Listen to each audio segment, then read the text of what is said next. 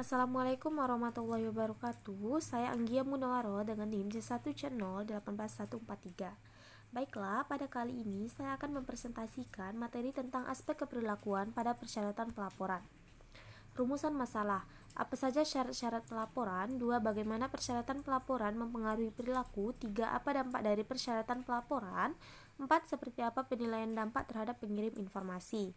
Syarat-syarat pelaporan. Informasi yang dilaporkan merupakan bagian penting dari proses pengendalian suatu organisasi. Tanpa informasi, seorang manajer, kreditor, dan pemilik tidak dapat mengetahui apakah segala sesuatu itu telah berjalan sesuai dengan rencana atau tidak sama sekali. Dalam organisasi, manajer memiliki hak untuk mengharuskan bawahannya melaporkan setiap aspek dan kinerja pekerjaan mereka. Apakah persyaratan tersebut telah dilaksanakan secara efektif atau tidak? Selanjutnya, persyaratan pelaporan mempengaruhi perilaku.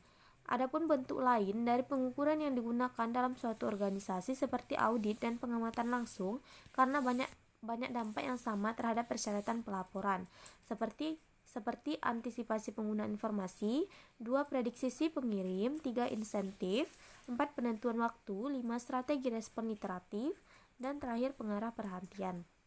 Selanjutnya, dampak dari persyaratan pelaporan. Ini ada 2, berdampak pada akuntansi keuangan dan akuntansi perpajakan.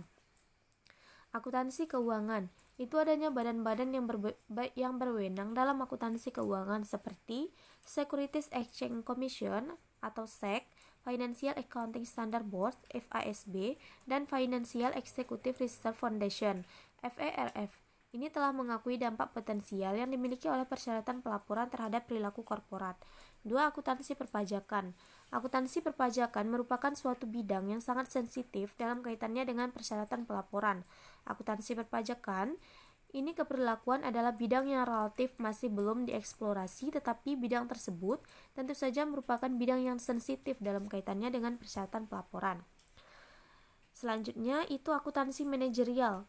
Hanya terdapat sedikit data akuntansi manajemen yang tersedia bagi publik karena jarang dilaporkan di luar organisasi yang bersangkutan. Keempat, akuntansi sosial. Akuntansi sosial eksternal ini bersifat sukarela dan menimbulkan banyak konflik dengan kinerja perusahaan. Hanya sedikit diketahui mengenai dampak dari akuntansi sosial terhadap pengirim informasi. Seperti apa penilaian dampak terhadap pengirim informasi?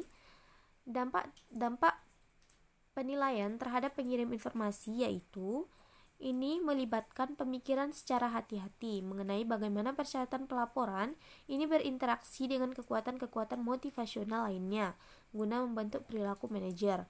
Teknik ini sebaiknya digunakan sebelum memberlakukan suatu persyaratan pelaporan. Metode lain adalah dengan menyatakan kepada para pelapor mengenai perilaku mereka.